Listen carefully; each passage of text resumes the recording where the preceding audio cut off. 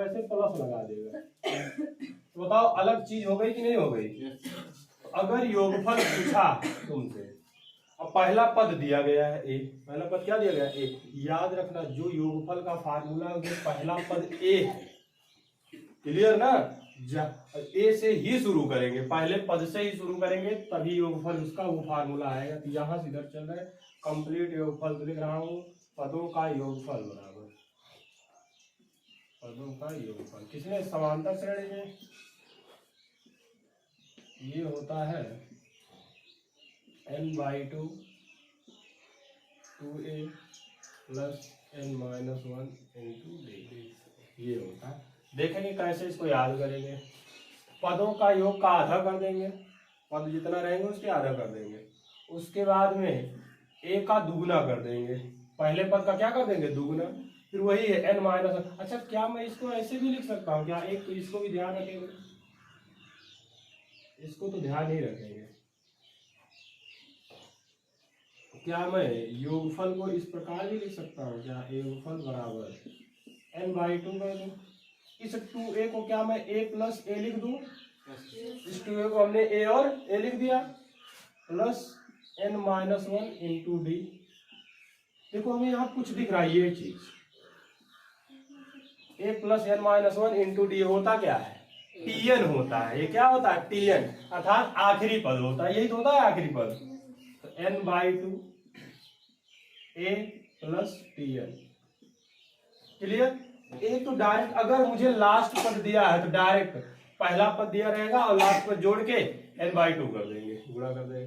एकदम आसान तरीका, चाहे इसको याद कर लो और चाहे इसको। ये तो याद होना चाहिए, ये नहीं भी याद रहेगा बहुत आसानी से हो जाएगा। जैसे कभी कभी लास्ट पद दे दिया गया तो आप इससे भी लगा सकते हो, इससे भी लगा सकते हो, लेकिन ये आपको डायरेक्ट लास्ट पद है, आपको n निकालना नहीं पड़ेगा इसमें, फिर डायरेक्ट लास्ट पद रख देंगे। क्लियर? ये दोनों याद रख लेंगे। ये है योग, दोनों योग। अच्छा हमने क्यों ऐसा किया जानते हो? क्यों किया? हमने यहाँ पे देखा कि n-1 इंटू डी दिख रहा था और इधर a भी दिख रहा था। हमने सोचा चलो ठीक है इसको लास्ट टर्म ही ले लेते हैं, क्योंकि लास्ट टर्म में n-1 इंटू डी होता। अगर यहाँ पे 2a ना भी होता तो मैं, अगर मान ले b होता, मान लेते दूसरा का टर्म यहाँ बोलो, तो मैं क्या करता? a को जोड़ता, a को घटा देता। तो a को जोड़ के ये टर्म बन जाता a प्लस, और फिर हो जाता b माइनस a करके। ये सब क्या होता है? दिमाग टाइप में लगाया जाता है इसमें। तो कभी कभी मान लेते हैं तुमको पहला टर्म ना दिया हो, डायरेक्ट दूसरा का दे दिया हो, लेकिन जब भी समांतर श्रेणी में देगा तो d तो सेम रहेगा ना एकदम। तो d सेम रहेगा तो d से पहला पद निकाल लेते हैं सब आराम से।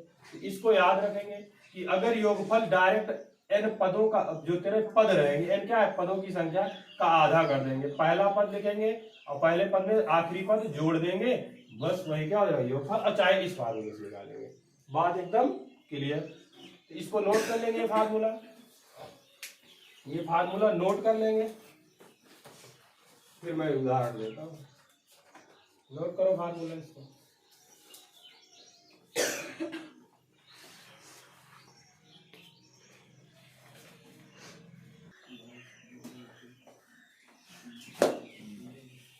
बाईस पदों का योगफल कितना होगा देखेंगे। हमें योगफल का फार्मूला पता है SN। योगफल को किससे लिखते हैं? SN से लिख देते हैं। S मतलब सम, N मतलब n पदों का। SN बराबर या योगफल बराबर n/2 2a। क्या इसमें अंतिम पद पता है? नहीं पता। तो बताओ tn वाला लगाने की जरूरत नहीं है। तो 2a plus n-1 into D. हम क्यों tn वाला नहीं लगा रहे, समझ में आया? क्योंकि tn मतलब लास्ट टर्म होता, लास्ट टर्म नहीं दिया गया। अगर दिया गया होता डायरेक्ट 8 प्लस ये n/22, क्लियर हो जाता डायरेक्ट आंसर। लेकिन हमें लास्ट पद नहीं दिया गया, इसलिए इसी को लगाना पड़ेगा। तो हमें निकालना 22 पदों का, तो s 22 हो जाएगा बराबर n कितना है? 22। n कितना है? 22। यहां से क्लियर है ना कि n बराबर है 22, a बराबर है 8, d बराबर है कितना? 3 माइनस 8 माइनस 5, डी कितना है? -5। दूसरा कैसे पहला? तो यस वाई बराबर n कितना है? 22/2। 2 a कितना है? 8 प्लस n कितना है? 22 -1, डी कितना है? -5। बहुत आसान है, 2a plus n minus 1 into D, उसमें a प्लस n माइनस 1 इधर 2a हो जाता है, आगे n बाई 2 भी हो जाता है। s 22 बराबर 2 से 11 कट जाएगा तो कितना आएगा 11, ये आया 8 19 वाला, प्लस 22 में से 1 गया 21 इंटू माइनस 5, s 22 बराबर 11, 16 माइनस 5 एक के 5 5 नहीं 10 105, क्योंकि ये माइनस इधर आगे प्लस कर देगा, तो s 22 बराबर 11, अब 105 हटाओ कितना है, 5 में से 15 में से 6 गया 9 6 15 जाएगा 189, 189 किससे गुणा कर देंगे 11 से, s 22 बराबर 11 9 99, 11 8 88, 88 9 9 8 17 97, 11 9 1 10, 2079 कितना आएगा 2079। अच्छा ये तो 89 ही आएगा, हाँ 11 9 99, 11 8 88 97 ना, हाँ बिल्कुल सही 979। अब किसमें आएगा माइनस में आएगा, बहुत बढ़िया। चलो इसका मतलब हम लोग ध्यान दे रहे हैं कि माइनस 979, बहुत बढ़िया। देखो और एक चीज, ये चीज समझ में आया कि नहीं, यहाँ से कैसे हो रहा है, a दिया गया है पहले, n दिया गया 22, d निकाल लिए, इसमें रख दिए। अभी एक छोटा सा, अब बताओ 22 पद का लिखते पहले 22 पद, तब जोड़ते, तब आंसर आता उस तरह से। बताओ 22 पद लिखते हमें लगता लग जाएगा आधा घंटा, उसको पहले लिखोगे 5-10 मिनट, फिर वो भी 5 घटाते हुए लिखोगे, फिर 22 को जोड़ोगे। इसीलिए बेहतरीन तरीका कहाँ से आ गया, समांतर श्रेणी से, कि आप डायरेक्ट ऐसे कर सकते हो। नहीं बताओ 22 पद लिखना इतना आसान काम है नहीं, परीक्षा में तुम लिखते ही रह जाते हैं इसको।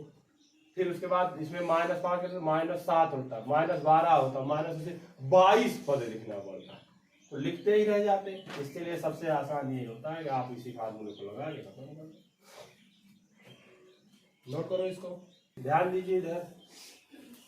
यदि किसी एपी के प्रथम 14 पदों का योग कितना है 1050, अब कह रहा अब बताओ 14 पद तुम्हें पता है, नहीं पता है। अब पदों के योगफल में चाहिए क्या, पहला पद चाहिए, n दिया गया है कितना 14 चाहिए, d चाहिए, क्लियर है। मैं लिख रहा हूं, माना पहला पद ए, पहला पद को क्या मान लिया ए, सार्वांतर नहीं दिया गया उसको क्या मान लेते हैं जी, सार्वांतर को d मान लिए। अच्छा ये प्रथम पद कितना दिया गया 10, हाँ लास्ट में दिया गया है, प्रथम पद कितना दिया गया 10, बिल्कुल सही। डी हमें नहीं पता है तो डी मान लेते हैं, डी हमें नहीं पता डी मान लेते हैं। अब मुझे दिया गया प्रथम, अब बताएं प्रथम से ही शुरू होता है पदों की, अगर दिया जाए कि प्रथम तीसरे पदों से उनका योग इतना है, तब इसमें वो काम नहीं करेगा, क्योंकि वो ए से ही शुरू होती है। श्रेणी का जो योगफल निकाले प्रथम पद से ही रहेगा तभी निकाल सकते। तो वैसे भी तुम सब में प्रथम पद से ही देगा, तो सार्वांतर डी मान लेते हैं। अब आपको दिया है S 14 पदों का योग, मतलब 14 पदों का योग आपको दिया है, तो S 14 बराबर क्या हो जाएगा n/2, a कितना है 10 प्लस n कितना है 14 - 1 इंटू डी को डी माने, ये बराबर कितना दे दिया 1050। ये तो दिया है कि 14 पदों का योग कितना दिया 1050। हमने कहा पहले 14 पद निकाल लेते हैं, 14 पद n/2, n कितना है 14/2, 10 प्लस 14 - 1 इंटू डी बराबर कितना दे दिया 150। अच्छा 2n होता है, चलो 20 कर देते हैं, 2n 20, बहुत बढ़िया। इसका मतलब समझ रहे हो, आज रात में सोए नहीं उतरा ना। तो चलो अब आगे निकालते हैं, इसके आगे 14 को 2 से काटेंगे 7, 20 प्लस 13 भी बराबर 1050।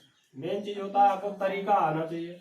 अब 7 इधर गुणा में इधर जाएगा, ये तो क्लियर है ना, इधर जाता है किसमें जाता है भाग में, यहाँ बचा क्या 20 प्लस 13d बराबर 1050/7। बताओ 15 7 105 होता है, कितना आएगा 150। ये आया यहाँ से, आपका आया यहाँ से 20 प्लस 13d बराबर 150, यहाँ से 13d बराबर 150। अब इधर प्लस 20 उधर जाके -20 हो जाएगा। अच्छा कुछ लोग सोच रहे हैं कभी गुरुजी पागल हो गए, कभी माइनस कर देते हैं, कभी भाग दे देते हैं। इसको भी ध्यान देना, अगर प्लस में जुड़ा घटाया गया तब जुड़ा जोड़ेंगे घटाएंगे, अगर इसके साथ यहाँ पे होता तब भाग देते हैं। इसमें इसको ध्यान रखना है, मतलब इसमें कंफ्यूजन नहीं होना है। उस मतलब 50 को इधर लाए कि 20 को उधर ले जाए? हम 20 को इधर ले गए, 20 इधर प्लस में था, उधर जाके माइनस, चाहे उधर से इधर ले जाओ चाहे उधर, अब जिधर बड़ा अंक प्लस में है उसको उधर ही लगा दिया जाता है। कभी कभी देखते नहीं इधर ही समय इधर ही उठा लो, तो देखो उधर बड़ा अंक रहता है माइनस में रहता है, तब हम उठा लो, लेकिन चर को फिर एक तरफ करना पड़ेगा, तो ये होता है, और फिर बाद में माइनस माइनस प्लस करना पड़ेगा। यहाँ से 13d बराबर कितना आएगा, ये 130 130, तो d बराबर कितना आ जाएगा, यहाँ से d बराबर 130 बटे 13 कितना आएगा 10।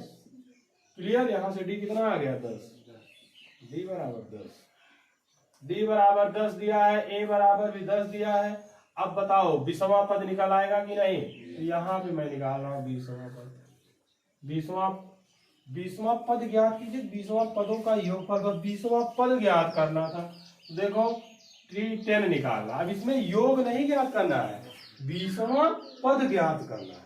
क्या इसमें योगफल दिया लास्ट में, नहीं, 20वां पद, ये भी ध्यान देना है कि क्या रहा है 20वां पद, तो t20 बराबर a कितना, अब ये होता है a plus n minus 1 into D, ये होता है, तो t20 20वां पद, a कितना दिया गया है 10 प्लस n कितना है 20 माइनस 1 इंटू डी, डी कितना है आपका 10, तो यहाँ से 20वां पद क्या आ जाएगा 10 प्लस 19 गुणे 10, यहाँ से t20 बराबर 10 प्लस 190, तो t20 कितना आ जाएगा 20। क्लियर, 20वां पद कितना आएगा 200।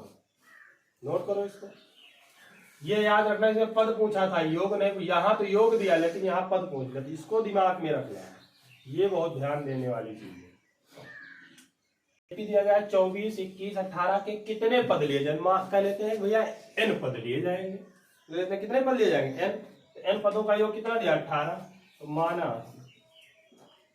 पदों की संख्या n, जो पूछो उसको मान लो, पदों की संख्या n, पद की संख्या कितना है n। अब बताओ योग दिया गया है कि नहीं, SN कितना दे दिया गया 78, और a भी दिया गया है 24, d भी दिया गया है, d कितना है 21 माइनस 24, 21 माइनस 24 कितना आएगा -3। याद रखना दूसरे के पहला घटाएंगे, ये गलती नहीं करना पहले दूसरे का, ये बहुत ध्यान देने वाली चीज है, इधर से नहीं गड़बड़ कर बैठोगे, अब कर ही बैठते हैं बच्चे, बाद में घर बैठेंगे तब सोचेंगे वो ई का हो गया, ये तो हमने डी को माइनस कर दिया प्लस कर दिया, इसलिए आपको ध्यान देना दूसरे से पहला, और पक्का गलत कर बैठते परीक्षा में हड़बड़ में, देखेंगे बड़े से पहला ही घटा देंगे, ऐसा नहीं करेंगे, कब तुम सबको नहीं करना है।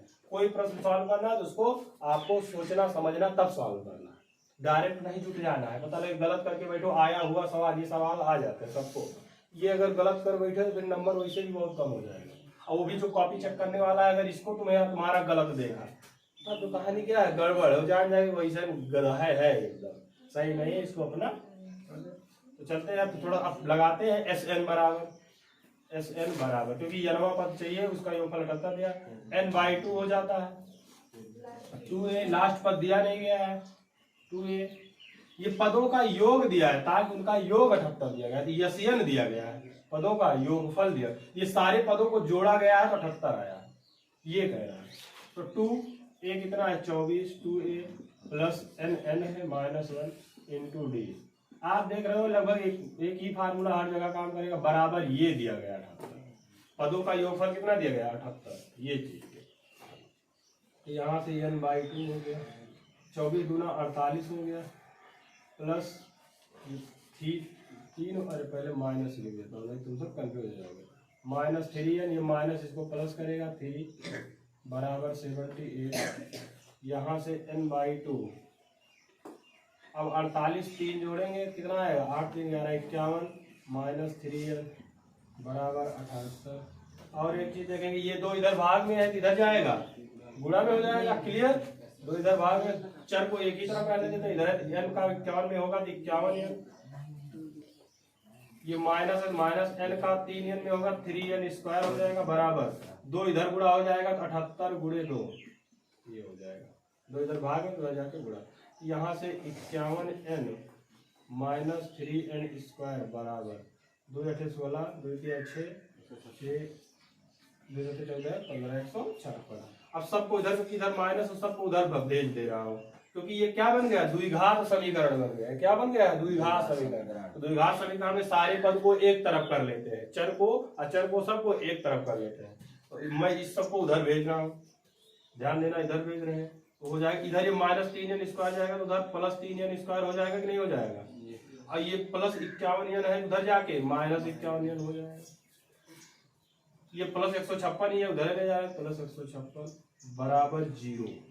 इधर से हम सब उठा के उधर ले गए और इधर 0 हो जाएगा, चाहे इधर से 0 कर दो चाहे इधर से बराबर है, कुछ किया नहीं गया इसमें।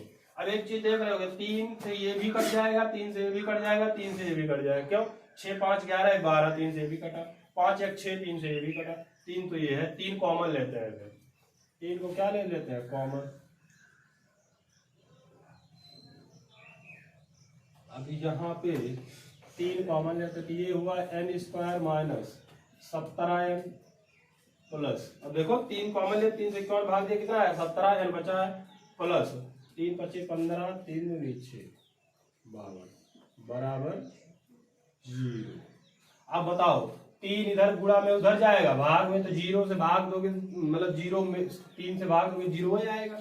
0 से अगर देते तब तो ना आता, लेकिन 3 इधर जाएगा तो यहाँ बटे में आएगा, बटे में आएगा नहीं 3 तो क्या आ जाएगा 0। तो यहाँ पे आया n² - 17n + 52 बराबर 0। देखो गुणनखंड 9 में पढ़े होंगे तो थोड़ा सा मैं और बता देता हूँ, कुछ लोगों को नहीं पता है। करते क्या है, x² या n² के आगे जो स्क्वायर वाले के आगे रहता है उसको अचर पद से गुणा कर देते। इसके आगे कुछ नहीं लिखा, इसका मतलब क्या लिखा गया, 1। कुछ नहीं लिखा गया इसका मतलब ये नहीं 0 लिखा गया है, 0 नहीं, 0 से करते 0 में हो जाता, 1 लिखा गया है। गुणा में क्या होता है 1, इसीलिए तो 1 को तो गुणात्मक प्रतिलोम कहते हैं कि 1 से चाहे गुणा करो भाग करो कोई फर्क नहीं पड़ता है। तो 52 का किसमें गुणा हुआ, 1 में, तो 52 ही हो जाएगा। 52 को इस प्रकार से उसका गुणनखंड तोड़ेंगे कि 17 आ जाए। देख लो ऐसे करके तोड़ देंगे, 2 से कट रहा है, पहले 2 से काटेंगे तो कितना आएगा 26, फिर 2 से काटे 13, फिर किससे काटे 13 से। तो देखो गुणनखंड क्या बना, 2 2 और 13 ये बन गया। अब इस प्रकार इन सबको इस तरह से एडजस्ट करना, जोड़ना घटाना होता है इसके बाद कि 17 आ जाए। देखो 13 में 2 और 2 4 जोड़ दो, 2 + 2 और +13 कर दो, आएगा नहीं 17। तो 13 चौको 52 और 13 4 17, 13 में 4 जोड़ दोगे कितना आ जाएगा 17। तो देखो अब -17 लाना, क्या +17 लाना है, नहीं हमें लाना माइनस। इन दोनों में अगर माइनस लिख दो तो हो जाएगा कि नहीं, -4 लिख देता हूँ, -13 लिख देता हूँ, तो 13 4 जुड़ जाएगा, चिन्ह माइनस लग जाएगा, एक होता है माइनस की खास। तो इसको मैं तोड़ रहा हूँ। तो जिनको गुणनखंड 9 में बहुत आएंगे, 9 के बच्चे जो नहीं पढ़े उनको दिक्कत हो, चाहे -4n पहले लिख दो और चाहे -13n, बात सेम होती है, बराबर 0। देखो यही सेम यही चीज लिखा गया, 17n को हमने इन दोनों में तोड़ दिया, बस ऐसे गुणनखंड किया जाता है 9 में है। अब n² यहाँ पे मतलब n गुणे n, n² मतलब n गुणे n, n 2 बार गुणा किया गया और 1 बार n यहाँ पे है, क्या कॉमन आ जाएगा n को क्या ले लिए कॉमन, कॉमन मतलब बाहर ले लेते, बाहर लेने मतलब इसी में फिर से भाग देते हैं। n² से n में भाग कितना आएगा n बचेगा, माइनस इसी n से n कट जाएगा 4 बचेगा, माइनस। अब 12 छोटा अंक देखेंगे, जो छोटा अंक होगा वही कॉमन है। जैसे n² और 4n में कौन छोटा अंक है, 4 नहीं था 1 था इसीलिए 1 था, और यहाँ पे n था इसीलिए। अब इसमें इन 52 और 13 में कौन सा अंक छोटा, 13, तो 13 से देखेंगे कट रहा है 52, हाँ कट रहा है 13 चौको 52, तो 13 कॉमन ले लेंगे, -13 बाहर का माइनस। अब देखो इस माइनस ये माइनस क्या हो गया प्लस, अब 13 से 13 काटा तो ये बचा, अब माइनस प्लस को क्या कर दिया माइनस कर दिया, 13 से 52 के क्या है 4 बराबर। और याद रखना जब गुणनखंड करेंगे अगर ये दोनों चीज सेम नहीं आ रही है तो समझ लेना गुणनखंड सही नहीं किए हैं। अब इसका तरीका, अब इसको मैं यहाँ पे लिख रहा हूँ इधर, तो देखो अब n-4 इसके साथ गुणा में n-4 यहाँ पे है, तो फिर से n-4 बार कॉमन लेते हैं। अब बचा क्या n-4 से इसको n-4 भाग कट गया है, बचा n, अब माइनस कितना बचा 13 बराबर 0, यही तो है। n-4 को हमने बाहर ले लिया, इसमें 13 बचा, इसमें n-13। अब ये 0 कब होगा, कोई चीज 0 कब होता है, कोई एक चीज 0 हो जाए, अगर n बराबर या n-4 बराबर 0 लिख देंगे तब 0 × इतना बराबर 0 हो सकता है, और या तो n-13 बराबर 0, इसे शून्य को पढ़े होंगे 9 में, तो n बराबर ये -4 है, उधर जाके +4 आएगा। n बराबर -13 उधर जाके प्लस है। तो बताओ इसके दो आंसर होंगे। 4 पदों का योग भी 78 हो सकता है, 13 पदों का भी योग 78। अब कितने लोग बता, क्या कभी ऐसा संभव है कि 2 पदों का योगफल 78 हो जाए? नहीं संभव, लेकिन इसमें है संभव। कितने लोग बता सकते हैं कि 2 आंसर के आने की वजह क्या है? पहला तो क्लियर है, 4 पदों का योग 78 हो सकता है, क्योंकि 3 दिया गया है, तीनों को जोड़ो और उसमें घटा दो, जो आएगा वही चौथा पद होगा, क्योंकि 4 पद को निकालना है। लेकिन 13 पदों का योगफल क्या 78 हो सकता है? कितने लोग कह रहे हैं हाँ, और कितने लोग कह रहे हैं नहीं हो सकता है। अच्छा बैठे हो, कितने लोग सोच ही नहीं पा रहे। अरे कहा नहीं सोच पा रहे, 4 का तो 78 हो ही जाएगा कि नहीं हो जाएगा? आप देख रहे 24, 21, 18 जोड़ना, 3 पद हुआ, फिर उसको 78 से घटा देना, चौथा पद निकल आएगा। तो चौथा पद देख रहा है एपी में ही बनता मिलेगा वो। मैं दिखा दे रहा हूँ, यहाँ पे ऊपर ही लिख दे रहा हूँ। देखो 24 योगफल मतलब इन्हीं सबको तो जोड़ना है। कितने पद को पहले जोड़ना है? 4 पद को। 21 + 21 + 18 इसको जोड़ देते हैं। 4 1 5 8 5 13 8 1 9 4 13 2 2 4 1 5 1 6 63। अब 63 में कितना जोड़ोगे तो 78 आएगा, क्योंकि 78 जोड़ नहीं पा रहा है ना 4 पदों का। कितना जोड़ोगे? 15। यहाँ पे 15। तो देखो एपी बनाया नहीं, 3 3 माइनस हो रहा है, सब में 3 3 माइनस हो रहा है। ऑटोमेटिक 15 मतलब 4 पदों का योगफल 78 आ रहा है कि नहीं आ रहा है? क्लियर एपी में। लेकिन ये 13 वाला क्या लोचा है? कितने लोग अब सोच सकते हो इसको? सोच पा रहे हो? बताओ क्यों ऐसा हो रहा है?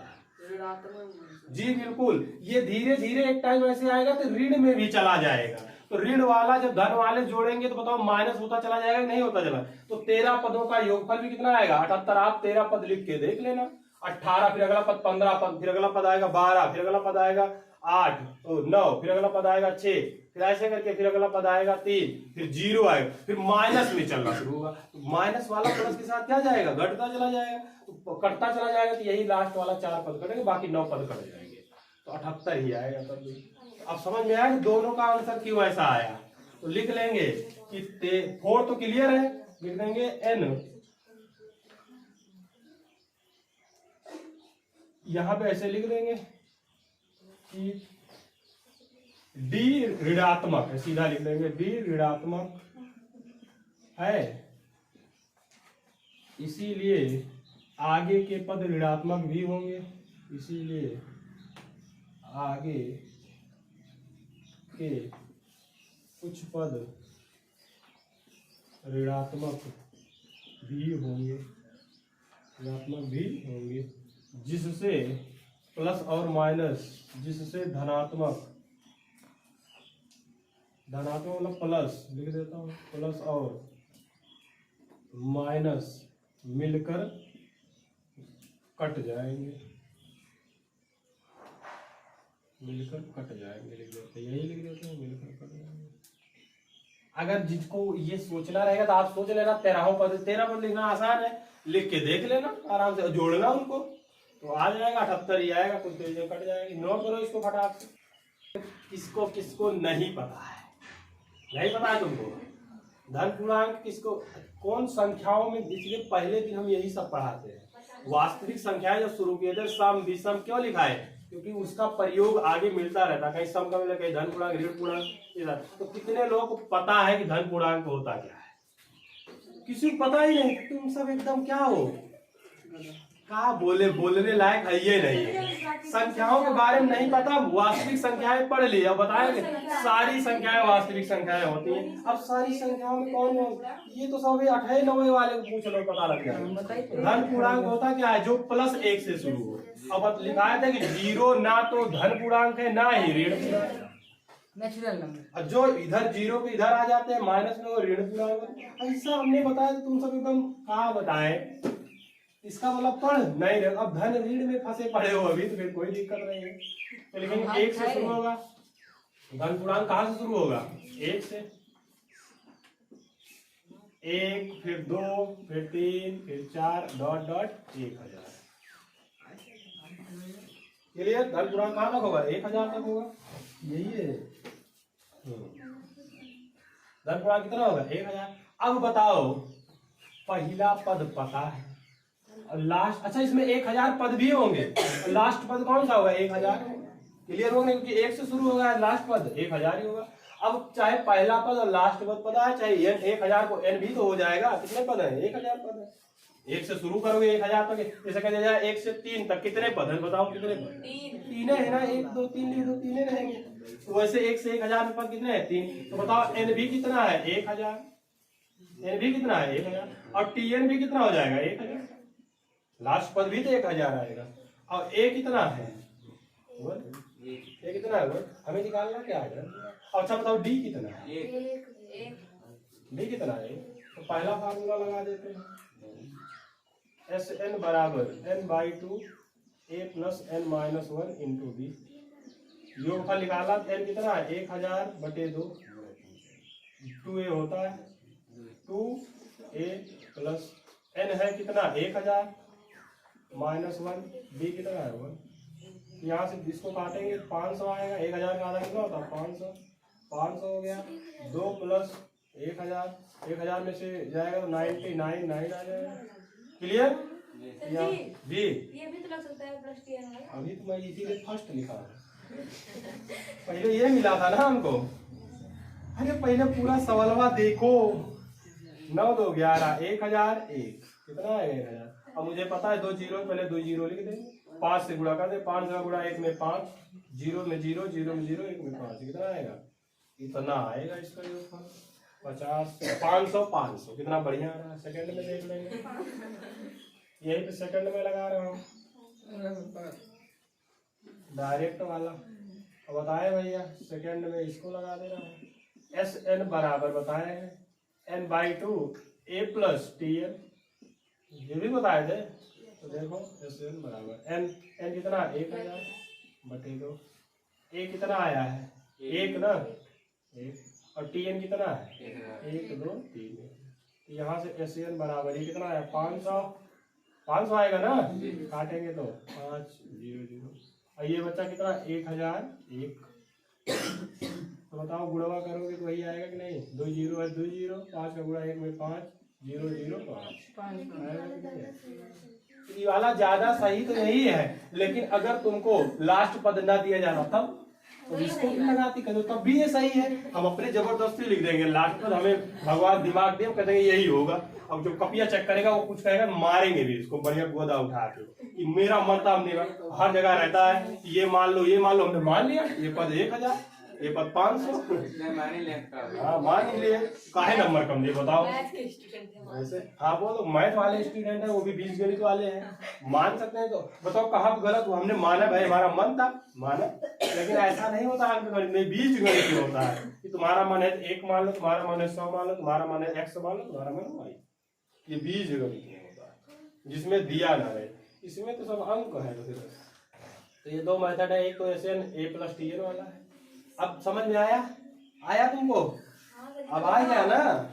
इसमें क्या दिक्कत है इस वाले में? अच्छा ठीक है, चलो ठीक है, नोट करो तेजी से। अब पहले इसको भी ध्यान दे देंगे तब नोट करेंगे इसका भी। अब कह रहा प्रथम यन धन पूर्णांक। क्या कह रहा? प्रथम यन धन पूर्णांक। अब बताओ 1 से शुरू करेंगे, 1 2 3 4। अब क्या इसमें पदों का संख्या दे? n। कह रहा है n पद है, हमने मान लिया n है, लास्ट में कौन सा पद आ गया? n। अब बताओ लास्ट पद कितना आ गया? tn बराबर n। tn बराबर कितना दिया गया? n, क्योंकि 1 से शुरू है n तो n होगा, tn लास्ट टर्म भी वही होगा। और पदों का पद भी कितने होंगे? n होंगे, क्योंकि धन पूर्णांक है, 1 से ही शुरू होगा। अब आपको पहला पद कितना दिया? 1। और d कितना दिया है? 1। ये भी कितना दिया? 1। और इसमें d क्या लग रहा है? मैं डायरेक्ट Sn लगा रहा हूँ। Sn बराबर n/2। n भी तो कितना है? n ही है ना। पद कितने हैं? n। पद भी n है और लास्ट टर्म भी n है, n/2 a plus tn। tn कितना दिया गया है? n। tn कितना दिया गया? ये क्या हो गया आंसर? यह Sn बराबर, इसको गुणा कर दे, n का गुणा a में an प्लस n का n में n स्क्वायर बटे 2, या इसको और शुद्ध फॉर्म में लिख देते हैं n स्क्वायर प्लस an बटे 2। बताओ किसको नहीं समझ में आया? ये तो कुछ था ही नहीं। लास्ट पद भी n दिया गया और 1 से n तक जाएंगे, पदों की संख्या भी n हो जाएगी। डायरेक्ट हमें a प्लस tn। और इस वाला भी लगा सकते हो, इस वाले फार्मूला, लेकिन हमने एक बार इसमें बता दिया फार्मूला, इसीलिए इसमें दूसरा का डायरेक्ट शॉर्ट मेथड हमने बताया, वो वाला अपना वाला जो खटाक से तुरंत आंसर आ रहा है, इसलिए ये सवाल और ये सवाल दोनों एकदम आसान सवाल है। चलो नोट करो तेजी से इसको।